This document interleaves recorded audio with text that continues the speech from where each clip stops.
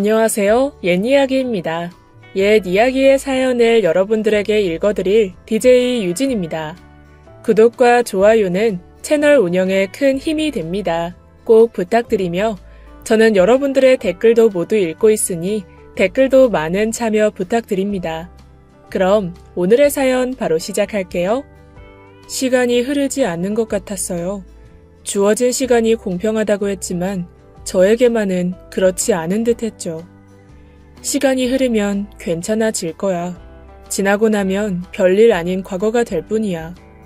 누구나 쉽게 그런 이야기를 하지만 고통 속에서 저의 시간은 어쩐지 멈춰버린 것 같더군요. 저에게 어린 시절은 그랬습니다.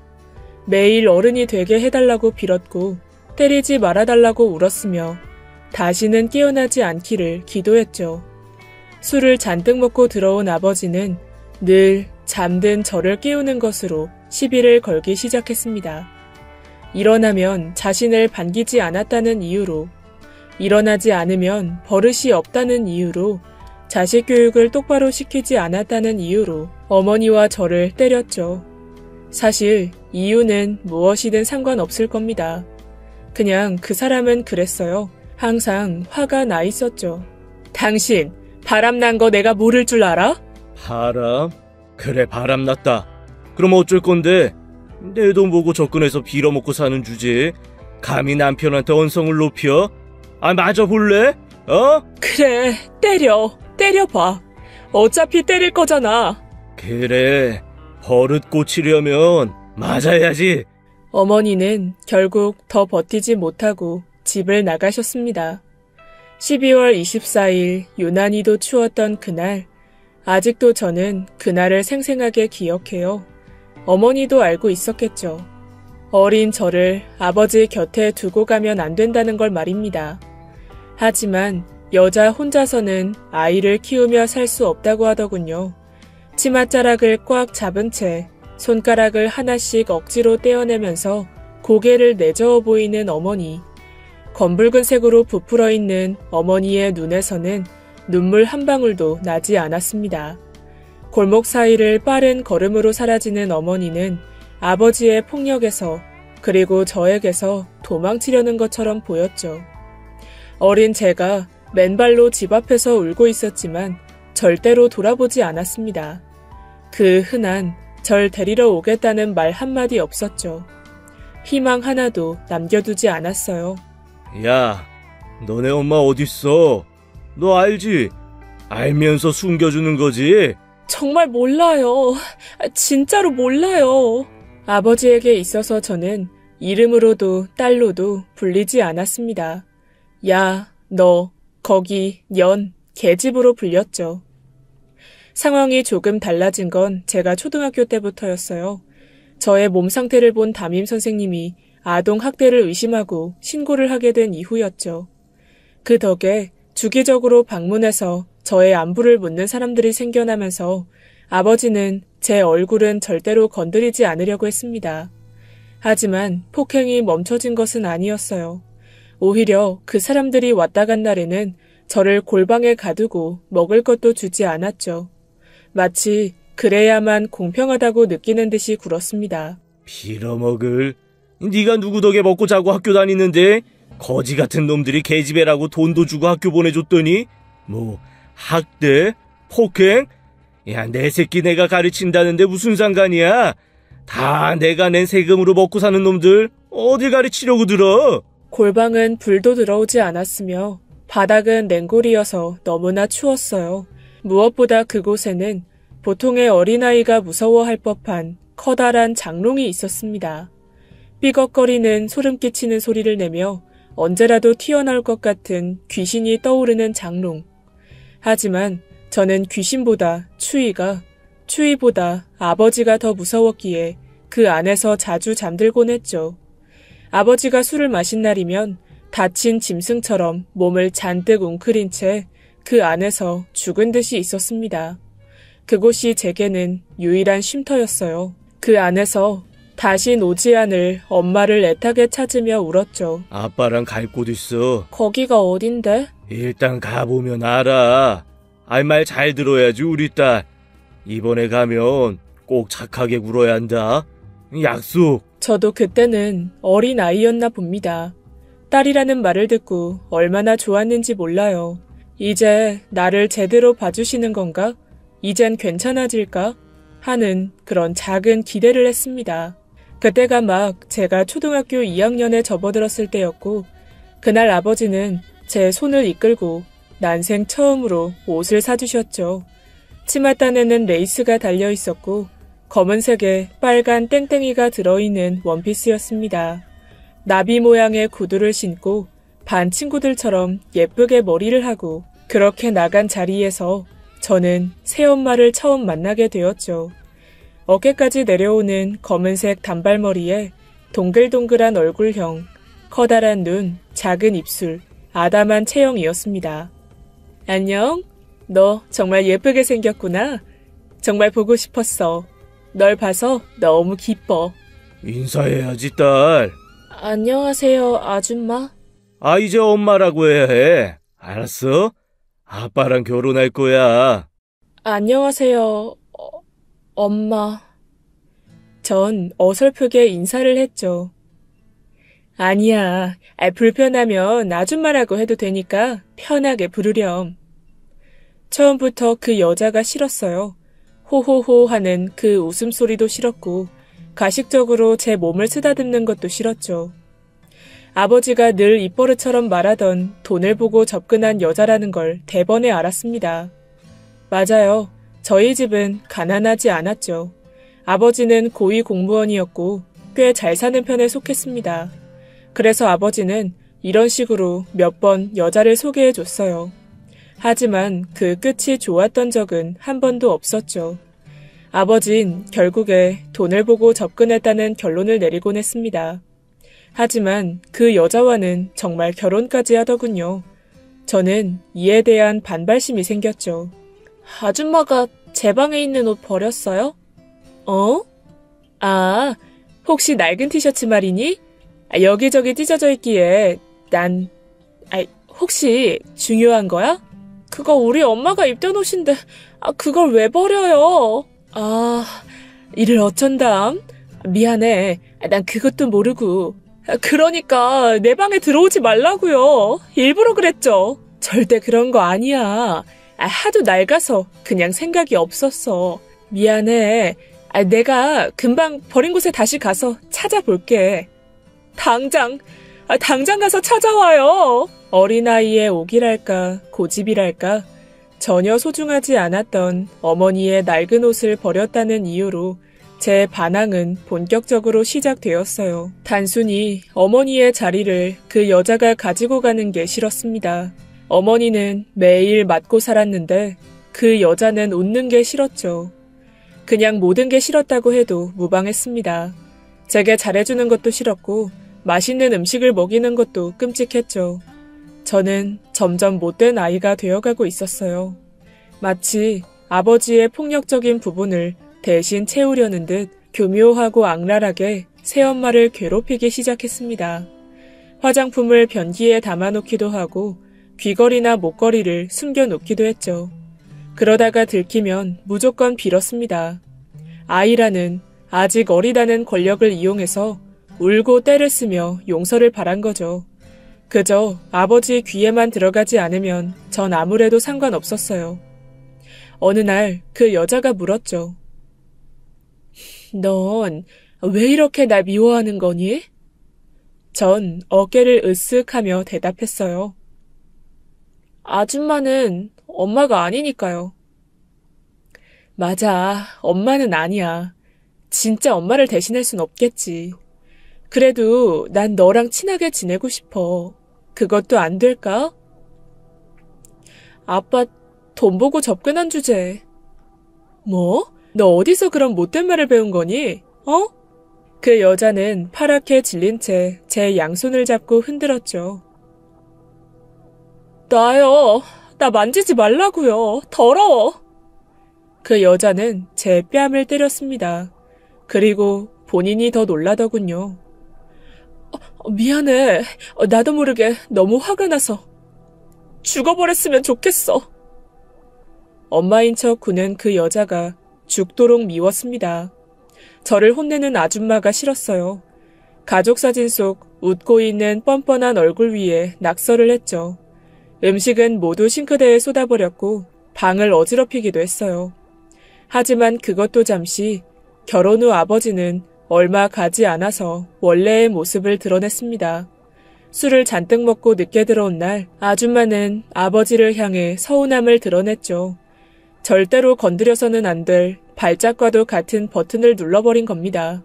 저는 그 서늘한 공기를 감지했죠. 어린 시절부터 놀라울 정도로 발달된 감각의 더듬이는 위험을 느꼈습니다. 빨리 도망가라고 말이죠. 전 거실로 달려가서 아줌마의 손을 잡아당겼어요. 빨리, 빨리. 어머니를 보호했던 예전의 습관이 남아서 저도 모르게 그렇게 했죠. 이에 놀란 그 여자는 저를 보았고 동시에 아버지의 커다란 손이 아줌마의 얼굴을 스쳤습니다. 저는 방으로 도망쳐서 이불 안으로 숨었죠. 양쪽 귀를 양손으로 틀어막고 눈을 감았습니다. 비명 소리와 깨지는 소리가 들릴 때마다 몸을 움찔거리면서 몇 시간 동안 그렇게 있었죠. 제가 그때 느꼈던 건 인간 이하의 감정이었습니다. 내가 아니라서 정말 다행이다. 라는 생각이었죠. 다음 날 늘 그렇듯이 아버지는 빌고 있었습니다. 다신 그러지 않겠다며 울고 있는 아줌마의 무릎을 잡고 눈물을 흘리면서 말이죠. 내가 순간 미쳤나 보다. 내가 또 그러면 사람이 아니다. 죽을 죄를 지었다. 전 그런 모습을 늘 봐왔었기에 그게 거짓말이란 걸 알았습니다. 이제 폭행의 횟수는 점점 많아질 것이고 핑계는 다양해지겠죠. 내가 사람을 미치게 만들었다. 너만 아니었으면 이러지 않았을 거다. 라면서 때리고 또 때릴 겁니다. 울고 있는 아줌마를 봤을 때 전 속으로 잘 됐다 싶었죠. 그런 날은 얼마간 반복되었습니다. 늘 밝고 씩씩했던 아줌마는 점점 시들어가는 꽃처럼 말라갔죠. 통통했던 볼이 눈에 띄게 야위어 갔습니다. 그럼에도 불구하고 그 사람은 제게 빼놓지 않고 식사를 차려줬어요. 처음에는 반찬 몇 가지와 국, 찌개까지 올려줬지만 날이 갈수록 반찬의 가지수가 줄었죠. 그날 해준 건 파를 썰어서 기름에 볶고 김치와 참치를 볶아서 만든 김치볶음밥, 그것이었습니다. 집에 남은 재료라고는 그것뿐이었으니까요. 아버지는 예전에 저희 어머니에게 했던 것처럼 어느 날부터 아줌마에게 생활비를 전혀 주지 않았습니다. 돈이 있으면 다른 생각을 하고 바람을 피운다는 본인만의 궤변을 내세우면서요. 제가 밥을 먹는 걸 가만히 보고 있는 아줌마의 눈빛에는 이전과 같은 생기가 없었습니다. 흡사 죽은 생선과 같은 그 눈동자, 저희 어머니가 도망치기 전날과 똑같았죠. 어쩌면 떠나겠구나 하는 생각이 들었어요. 막상 그 아줌마가 집을 나간다고 생각하니 두렵더군요. 분명 싫은 사람이었지만 그런 사람마저 없다면 제가 아버지의 폭행을 홀로 견뎌야 했으니까 말입니다. 그건 싫더군요. 저 참 못됐죠. 취약인 거 저도 알아요. 하지만 그땐 그랬습니다. 그래서 파를 먹지 못했던 저는 그걸 억지로 씹어 삼켰죠. 이전 같았다면 파를 하나하나 골라내며 툴툴거렸을 저였지만 그러지 못하게 했더군요. 목이 막혀오고 혀 끝에서는 파 조각이 느껴졌지만 억지로 삼켰죠. 너 김치볶음밥 좋아하는구나? 전 대답 대신 고개를 작게 끄덕였습니다. 그게 아줌마와 함께 살게 된 뒤에 처음으로 접시를 비운 날이었죠. 딱 1년 만의 일이었습니다. 그리고 바로 그날 저는 아버지의 손에 질질 끌려나와 거실에서 두드려 맞았죠. 이유는 성적이 좋지 않다는 거였어요.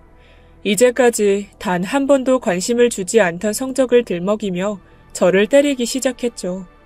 아버지는 천천히 허리띠를 푸셨습니다. 그리고 그걸 오른손에 칭칭 감았죠. 저는 반사적으로 머리를 보호하며 맞을 준비를 했어요. 그런데 그때 아줌마가 제 몸을 감싸 안았습니다. 난생 처음으로 누군가에게 보호를 받아봤기에 사람의 온기가 굉장히 당황스러웠어요. 짝짝 하는 때리는 소리에 저는 가만히 아줌마를 봤죠. 눈을 질끈 감고 있는 그 사람의 얼굴, 떨리는 몸과 손, 그럼에도 저를 놓지 않고 잡고 있더군요. 처음이었습니다. 왜냐면 저희 어머니는 그러지 않았거든요. 제가 맞고 있어도 멍한 눈빛으로 허공을 보고 있었을 뿐이었죠. 같은 공간에 있었지만 물과 기름처럼 분리돼 있는 느낌이었습니다. 오히려 울고 있는 어린 여자아이를 방패 삼아 제 뒤에 숨기도 했던 게 바로 어머니였죠. 그런 저를 누군가 처음으로 안아준 겁니다. 그것도 제가 가장 미워하고 증오하던 사람이 말입니다. 그 당시에는 그런 감정이 뭔지 구분이 되지 않았어요. 그저 대체 왜? 하는 의문만 제 머릿속을 둥둥 떠다녔죠. 어른이 아이를 보호한다. 어쩌면 당연한 일이었을지도 모를 그 행동이 제게는 너무나 어색하고 생소했거든요. 제 얼굴 위로 뜨거운 뭔가가 떨어졌죠. 아줌마의 눈물이었습니다. 아줌마, 여기서 나가려고? 전 그날 새벽에 현관을 나서려는 아줌마를 향해 덤덤하게 물었죠. 왜? 아줌마 가지 말까? 안 가면 좋겠어? 가면 좋겠어. 다신 오지 마. 솔직히 가지 말라고 잡고 싶었습니다.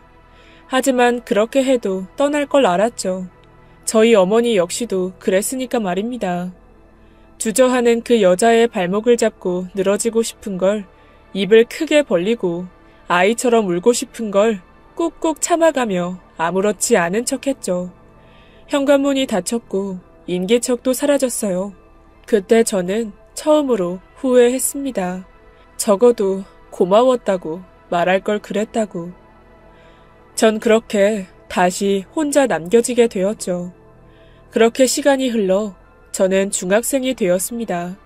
온 몸에 멍이 들어서 여름에도 긴팔을 입고 다니는 어둡고 삐뚤어진 아이로 자랐죠.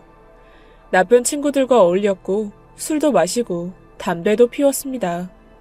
그리고 제 인생에 그 친구들이 전부였죠.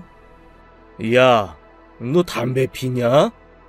제 가방을 뒤져 담배를 찾아낸 아버지가 소리를 꽥 질렀습니다. 안 피워요. 정말요. 그냥 친구가 잠깐 맡아달라고 해서. 손 내놔. 손이요? 제가 머뭇거리자 아버지는 제 오른손을 낚아채듯 잡고는 코를 댔죠. 그와 동시에 제 몸은 뒤로 나가 떨어졌습니다. 귀에서는 삐 하는 이명이 들렸어요. 이미 아버지의 눈은 반쯤 돌아 있었죠. 씩씩거리면서 허리띠를 푸는 걸 보고 저는 아버지를 밀치고는 집을 빠져나왔습니다. 달리고 또 달렸어요. 다리는 소리 없는 비명을 질러대고 숨은 턱까지 찼지만 상관없었죠. 마침내 달리는 걸 멈췄을 때 아무것도 신지 못한 발에서는 피가 흐르고 있었습니다. 추운 겨울 맨발로 뛰쳐나와 유리 조각이 박힌 것도 모르고 그 상태로 달린 것이었죠. 저는 그 자리에 주저앉아 눈물을 터뜨렸습니다. 그런데 얼마 지나지 않아 제 몸 위로 따뜻한 뭔가가 덮는 느낌이 들었죠. 고개를 들어보니 아줌마였습니다. 겉옷을 제게 덮어주며 다친 제 발을 살피고 있었죠. 아줌마? 이야기는 일단 나중에 하고 병원 먼저 가자, 어? 치료를 받고 저는 아줌마의 집으로 가게 되었습니다. 저희 집에 비해서는 굉장히 초라하고 작은 원룸이었어요. 침대도 없었고 낡아 빠진 이불을 겹겹이 대어 잠을 자야 됐죠. 그런데 저는 그곳에서 3일 내내 잠을 잤어요. 마치 오랜 시간 잠을 자본 적이 없는 사람처럼 자고 일어나서 밥을 먹고 다시 잠이 들었습니다. 제가 안정을 찾았을 쯤에 아줌마는 제게 자신과 함께 살자고 말했죠. 저를 오랜 시간 동안 기다렸답니다. 홀로 남겨진 제가 너무 걱정돼서 집 앞을 서성이면서 저를 기다렸다고 하더군요. 그날도 저를 발견하고 뒤쫓아 온 거였죠. 평범한 아이였다면 분명 이런 아줌마에게 기대어 울면서 고맙다고 이야기했겠지만 저는 아니었습니다. 감동도 기쁨도 없었어요. 그저 살았다라는 안도감에 알겠다고 했죠. 아줌마, 나 담배 좀 사다 줘요. 말보로 레드요. 뭐? 담배는 피우면 안 돼. 아직 너 어려. 나중에 성인이 되면 그때 피울 건데요? 왜요? 안 끊으면 나 버리게요? 아니면 아빠처럼 때리게요? 그러시려고요?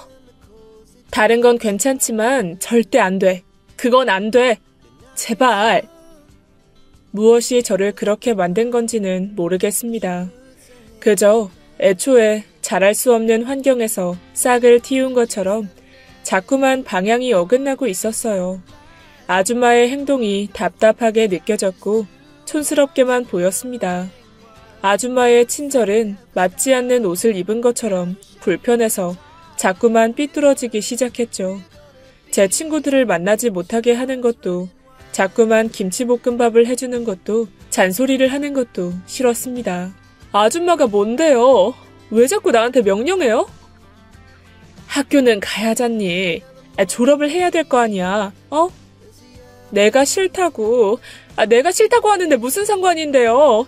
그냥 학교 그만두고 그냥 검정고시 볼 거라고요. 엄마, 아니, 아줌마가 부탁할게. 너 후회해. 엄마? 착각하지 마세요. 당신은 엄마 아니야. 대체 왜 이렇게 된 거야? 제발. 착한 척 하지 마요. 역겨우니까. 나 그리고 파 못 먹어요. 그것도 모르는 주제에. 다 만들어 놓은 김치볶음밥을 바닥에 엎어버리고 그렇게 저는 그 집을 나가고 말았어요. 함께 가출을 하자는 친구들을 따라 혼자도 얼마든지 살 수 있다고 믿어 의심치 않았습니다. 친구들과 함께라면 괜찮다고 그렇게 생각했어요. 야, 너 돈 얼마 가지고 나왔냐? 나 2만 원. 조금 넘게 있을걸? 야, 이씨. 니네 집 돈 많다며. 아니야? 맞아. 집 존나 으리으리야. 아빠 직장도 엄청 좋대. 있는 집 딸이라고 선생들도 깜뻑 죽잖아. 어이없어. 근데도 돈 2만 원 가지고 나온 거 싫어임? 양심 털렸나 보네. 우리 집 거진데도 10만 원은 가져왔는데. 급하게 나오느라 몰랐어. 짜증나 진짜. 너만 믿었는데 어쩔 거야. 정말 미안해. 진짜 너무 급해서. 야, 너 돈 많은 집 딸이니까 끼워준 건데 몰랐냐? 야, 됐다. 그만해. 어차피 이렇게 된 거 따져서 뭐하냐? 이럴 게 아니라 우리 집을 먼저 구해야 된다니까? 아이씨, 어떻게 구해? PC방 가서 집을 구해볼까? 야, 일단 담배 피면서 생각해보자. 우리 넷은 모여서 함께 수다를 떨고 담배를 피우고 밥도 먹었죠. 하지만 가출이 나쁘지 않다고 생각한 건 딱 일주일이었습니다. 그 안에 저희가 가지고 온 돈은 거의 바닥을 드러냈기 때문이었어요. 우리 넷은 PC방에서 쪽잠을 청하다가 청소년 이용 불가 시간이 되면 쫓겨나서 거리를 떠돌았고 24시 개방되어 있는 맥도날드나 커피숍을 전전하면서 살아야 했죠. 그곳에서도 직원들에게 발각되면 나가야 됐기 때문에 2층으로 된 곳에서 따로 떨어져 눈을 피해 숨어 있었고요. 백화점의 화장실에는 따뜻한 물이 나왔기 때문에 그곳에서 머리를 감았습니다. 잠은 지하철 화장실, 공원의 공중 화장실, 아파트 비상계단에서 청했죠. 딱 2주가 되었을 때부터 배를 곪기 시작했습니다. 길게는 3일, 보통은 하루 정도 굶었고 거리 여기저기를 떠돌면서 누군가 피우다 버린 담배를 돌려 태우고 어린 아이들의 돈을 빼앗기도 했죠. 하지만 그건 역시 쉽지 않았습니다. 결국 겨울이 올 때쯤에 저희는 한 가출 모임에 들어가게 되었죠. 지금은 가출팸이라고 부르는 것이 그때도 존재했어요. 가출팸이란 저희와 같은 어린 가출 청소년들이 모여 사는 모텔이나 원룸을 뜻합니다. 그곳은 20대 중후반의 남자가 운영하고 있었고 꽤 많은 원룸을 관리하고 있다고 하더군요. 좋은 목적이고 온전히 갈 곳이 없는 어린 아이들을 데리고 있는 거라고 했지만 실상은 아주 달랐습니다. 싫어요. 절대로 안 해요. 야, 너 양심 없다. 그냥 하는 척만 하는 거잖아. 조건 만남 하는 척하고 돈만 받아내면 된다니까? 저는 고개를 강하게 저었죠. 이건 아닌 것 같아. 우리 나가자, 어? 야, 다른 애들은 한다는데 왜 혼자 고고한 척이야? 그냥 눈 땅 감고 하면 되지. 우리도 돈 내야 될 거 아니야? 2만 원 들고 온 주제에 따지는 거 겁나 많네. 친구들의 욕설을 받으면서도 저는 끝까지 거부했어요. 하지만 제 의사는 애초에 아무런 힘이 없었습니다. 저는 모텔로 강제로 질질 끌려갔고 아버지보다 훨씬 나이 많은 남자가 곧이어 들어왔죠.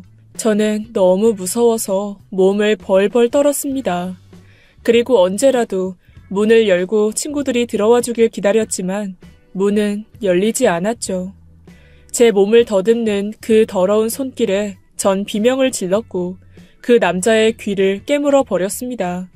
그러자 그 남자는 돌변해서 저를 때리기 시작했죠. 하지만 전 이미 폭행에 익숙해져 있었기에 아무런 충격도 받지 않았어요. 맞으면서도 소리를 질렀고 끝까지 거부했습니다. 그러자 모텔 객실로 전화가 신경질적으로 울렸고 늙은 남자는 욕지기를 하면서 저를 버려두고 나가버렸죠. 문이 닫히는 소리가 들리는 동시에 저는 울음을 터뜨렸습니다. 여기저기 찢어진 옷을 끌어올리면서 늙은 남자의 손길이 닿은 곳을 손톱으로 긁어댔죠. 밖으로 나가보니 친구들이 담배를 피우면서 모텔 앞에서 웃고 있더군요. 저는 조심스럽게 후문으로 빠져나왔습니다. 찢어진 입술 위로 피가 흘렀고 사람들은 그런 저를 보며 슬금슬금 피했죠. 걷고 또 걸으면서 확신했습니다. 친구들은 저를 애초에 구해낼 생각이 없었다는 걸 말입니다. 제가 집을 나오면서 가지고 나온 2만 원이 자신들이 고생을 하는 이유라고 생각한 거겠죠. 그러니 너는 벌을 받아야 돼. 마땅히 네가 감당해야 할 거야. 그게 제가 세상에서 가장 사랑했던 친구들의 뜻이었던 겁니다. 생각 없이 걷다 보니 아줌마가 살고 있는 동네였어요. 하지만 차마 다시 찾아갈 순 없었죠. 제가 아줌마를 향해 했던 욕설과 역겹다는 말이 머릿속에서 수없이 재생됐습니다. 그래도 거기서 발길을 돌리진 못했어요. 혹시나 하는 마음으로 굉장히 오랜 시간 그곳에 서 있었죠. 퇴근 후에 걸어오는 아줌마를 몰래 숨어서 봤습니다. 동네 사람들과 인사를 나누면서 누구보다 밝게 웃는 모습을요. 무척이나 행복해 보였습니다. 그래서 더욱더 가까이 갈 수가 없었어요. 제가 가면 저도 모르게 닮아버린 아버지의 모습으로 다시 또 상처를 주게 될 테니까 말입니다. 작은 원룸 건물로 들어가는 아줌마의 뒷모습을 보다가 발길을 돌려서 천천히 걸어 나왔어요. 오늘은 또 어디서 자야 될까 하는 생각만 했죠. 저기, 학생! 그때 저를 불러 세우는 목소리에 전 고개만 살짝 돌렸어요. 엉망이 된 얼굴이며 산발을 한 머리, 찢어진 옷까지 누군가가 볼 수 있다는 생각이 드니 부끄러웠기 때문이었습니다. 네? 저요? 그래, 혹시 배 안 고프니? 내가 음식이 좀 남아서. 네? 음식이요? 아니요. 괜찮아요. 이거 가져가면 다 버려야 되거든. 혹시 시간 있으면 좀 먹고 가주면 안 될까? 문도 닫아야 하는데 도와줄 겸. 그게 저는 돈이 없는데.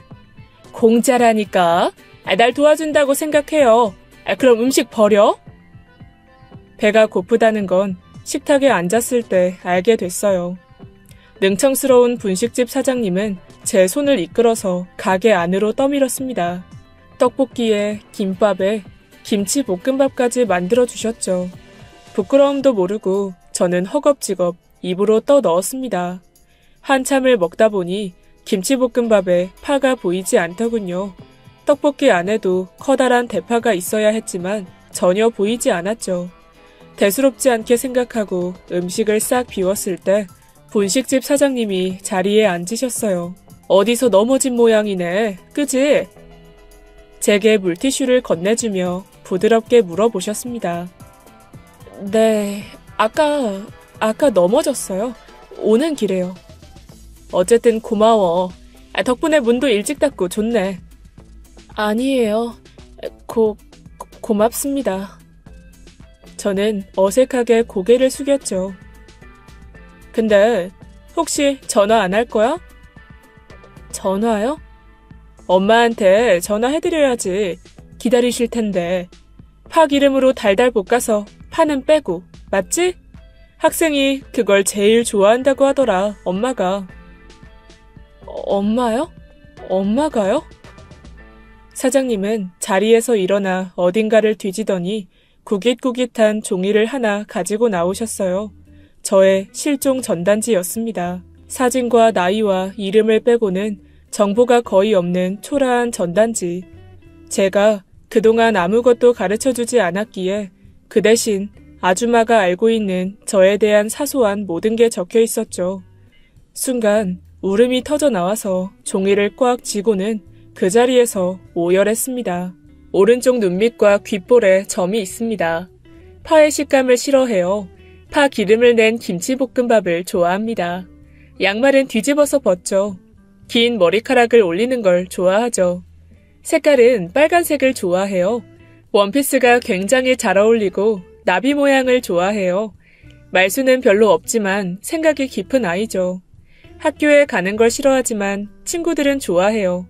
분식집 사장님은 한참 망설이다가 제 손에 담배 한 갑을 쥐어주셨죠. 그토록 싫어하던 담배까지 맡기고 간 아줌마. 저는 귀가 아플 정도로 그 자리에서 몸을 웅크리고 울었어요. 정말 미쳐버릴 것처럼 가슴이 찢어지는 고통이 느껴졌습니다. 눈물 콧물 범벅이 되어 전단지를 읽고 또 읽었죠. 바보. 왜? 내가 뭐라고? 나까짓 게 뭐라고? 분식집 사장님은 울고 있는 저의 등을 쓰다듬어 주시고는 눈물이 나는지 코를 훌쩍거리셨습니다. 저는 가게를 빠져나와 집으로 천천히 향했어요. 하지만 이내 불 꺼진 창문을 보고 걸음을 멈췄죠. 건물 앞에 앉아 떨리는 손으로 담배를 한 개비 꺼내어 입에 물고는 라이터를 당겼습니다. 하지만 손이 떨리고 눈물이 차올라서 계속 켜지지는 않더군요. 저는 입에 물고 있던 담배를 다시 담뱃갑에 넣어놓고 계단을 타고 올라갔고 문을 작게 두드렸습니다. 자고 있을 거라고 생각했죠. 그런데 문이 벌컥 열렸어요. 아줌마는 저를 확 끌어안고 눈물을 흘리셨습니다. 기다렸다고, 너무 많이 기다렸다면서요. 저도 알고 있었습니다. 그 사람이 저를 사랑한다는 걸 말이죠. 가족이라는 울타리로, 핏줄이라는 이름으로, 자식이라는 소속으로 그 어떤 연결고리도 없지만 온전히 저를 사랑한다는 걸 말입니다. 태어나서 한 번도 사랑받지 못해서 사랑을 받는 법도 모르던 못된 꼬마아이를 진심으로 사랑해준 나의 어머니. 열이 펄펄 끓는 나를 들쳐업고 병원까지 달려간 나의 어머니. 머리를 빗겨주며 세상에서 가장 예쁜 아이라고 말해준 나의 어머니. 아버지의 폭력 속에서도 작은 몸으로 나를 감싸준 나의 어머니. 엄마, 미안해 엄마. 내가 정말 미안해 엄마. 괜찮아. 내 딸, 엄마가 너무 보고 싶었어. 엄마를 그리워한 지 벌써 7년이라는 세월이 지났네요. 전 이제 결혼도 했고 아이도 생겼습니다. 남편과 상의 끝에 아이를 입양했죠. 꼭 저와 닮았어요. 하루하루 아이가 예쁘게 커가는 걸 봅니다. 이제는 엄마가 된다는 게 얼마나 어려운 일인지 이제 조금 알 것 같아요. 아이가 2살, 그리고 제가 엄마로 산 것도 2살이라는 건 말이죠. 엄마가 제게 해줬던 것처럼 저도 열심히 해보려고요. 엄마도 멀리서 절 보고 계시겠죠? 저도 늘 엄마를 그리워하고 또 기억합니다. 엄마가 준 사랑이 아직도 따뜻해서 저 행복하게 잘 살고 있어요. 엄마를 만난 건 제 인생에서 가장 큰 행운이었습니다. 엄마에게 받은 사랑 제 아이에게 또 저를 필요로 하는 누군가에게 베풀며 살게요. 세상에 하나뿐인 나의 어머니 권정숙 씨, 이제 곧 겨울이 오네요. 예전에는 그 겨울의 기억이 그렇게나 싫었는데 당신이 있을 때 제 겨울은 너무나 따뜻했던 것 같아요. 엄마, 너무 보고 싶고 사랑하고 감사합니다. 지금까지 옛 이야기였습니다. 끝까지 함께 해주신 여러분 진심으로 감사드리며 저는 내일 이 시간 다시 돌아올게요. 감사합니다.